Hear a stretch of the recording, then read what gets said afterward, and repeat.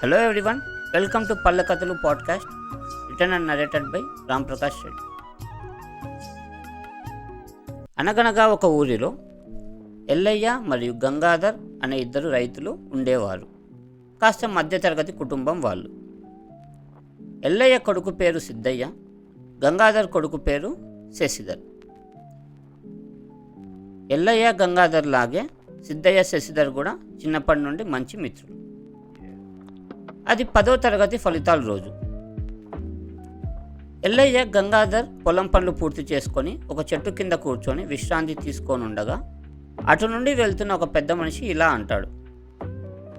ఏమెల్లయ్య, మీ వాడు త్రుటిలో తప్పించుకున్నాడంట కదా, గంగాధర్ కొడుకుని చూసి నేర్చుకోమను, రోజు వాడితో తిరగడం కాదు, వాడిలాగా చదవమను అని అంటాడు.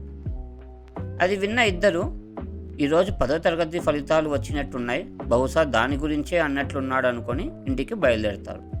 ఎల్లయ్య తన కొడుకు సిద్ధయ్యతో, ఏం నాన్న, ఈరోజు ఫలితాలు అంట కదా, సరిగ్గా రాలేదని విన్నాను, నిజమా? అవును నాన్నగారు, నేనేమో కష్టపడ్డాను, నాకేమో సరిగ్గా గుర్తుండట్లే పరీక్షల టైంలో అని అంటాడు సిద్ధయ్య. ఇక శశిధర్ ఇంట్లో ఏమో వాళ్ళ నాన్న గంగాధర్ కొట్టడం ఒకటి తక్కువ, అలా చివాట్లు పెడుతూ ఇలా అంటున్నాడు. కష్టపడి పని చేసి చదివిస్తుంటే ఏందిరా నీకు వచ్చే మార్కులు, 550 పైన తెచ్చుకుంటావు అనుకున్నా, ఇవే నీకు వచ్చే మార్కులు, నీకెందుకురా ఈ చదువు అని అరుస్తుంటాడు.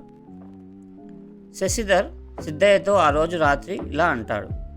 మీ నాన్న ఏమో జస్ట్ పాస్ అయినా ఏమనలేదు, మా నాన్న ఏమో నాకు 500 మార్కులు వచ్చినా ఇంట్లో నుండి బయటకు పంపించేలాగా ఉన్నాడ్రా, ఏం నాన్నరా బాబు, పోన్లేరా వదిలే, తెలిసిందేగా అంకుల్ గురించి అని అంటాడు సిద్ధయ్య. అలా ఇద్దరు ఇంటర్ జాయిన్ అవుతారు. 2 సంవత్సరాల తర్వాత ఎంసెట్ పరీక్ష రాస్తారు. ఫలితాలు రానే వస్తాయి. ఎప్పటిలాగే మన సిద్ధయ్యకు అరకొర ర్యాంకు వస్తుంది, కానీ శశిధర్కు మాత్రం ఈసారి 3000 ర్యాంకు వస్తుంది. చాలా ఆనందంగా పార్టీ చేసుకొని మరి ఊరికి బయలుదేరుతారు ఇద్దరు. అదే రోజు సాయంత్రం కల్లా ఇంటికి చేరుకుంటారు ఇద్దరు. ఎల్లయ్య దగ్గర సిద్ధయ్య క్షమాపణ చెప్తాడు.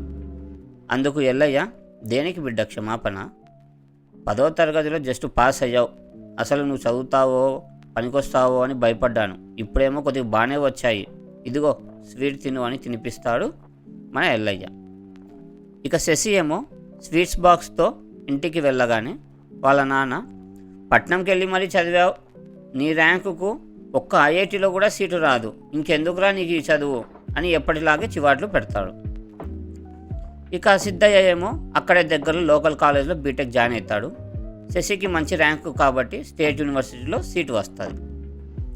అలా కాలం సాగుతుండగా ఇద్దరి మధ్యలో కాస్త దూరం పెరుగుతుంది. సిద్ధయ్య శశిధర్ చదువు కొనసాగిస్తుంటారు. వాళ్ళ చదువు చివరి సంవత్సరంలో ప్లేస్మెంట్స్ వస్తాయి. సిద్ధయ్యకు మంచి ప్యాకేజ్తో జాబ్ వస్తుంది. శశిధర్ వాళ్ళ నాన్న ఏమంటాడో అని ఒత్తిడికి గురయ్యి ప్లేస్మెంట్స్ సరిగ్గా ప్రతిభ చూపించలేక ఏ ఒక్క జాబు తెచ్చుకోలేడు. అలా బీటెక్ అవ్వగానే ఇద్దరు ఊరు వెళ్తారు. సిద్ధయ్య వాళ్ళ నాన్న ఊరిలో అందరినీ పిలిచి భోజనాలు పెట్టిస్తాడు. గంగాధర్ ఎప్పుడు చూసినా తన కొడుకుని కంట్రోల్లో పెడుతూ దేనికి పనికిరాడని తిడుతూ ఇలా ఒత్తిడిని తీసుకొచ్చాడని తెలుసుకొని బాధపడుతుంటాడు.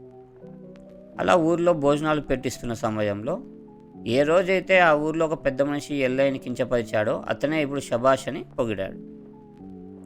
క్రమశిక్షణ అంటే పిల్లల్ని కంట్రోల్లో పెట్టడం, భయపెట్టడం కాదు, భవిష్యత్తులో అలాంటి తప్పులు చేయకుండా చూసుకోవడం. మళ్ళీ ఇంకొక కథతో మళ్ళీ కలుద్దాం. See you, bye bye.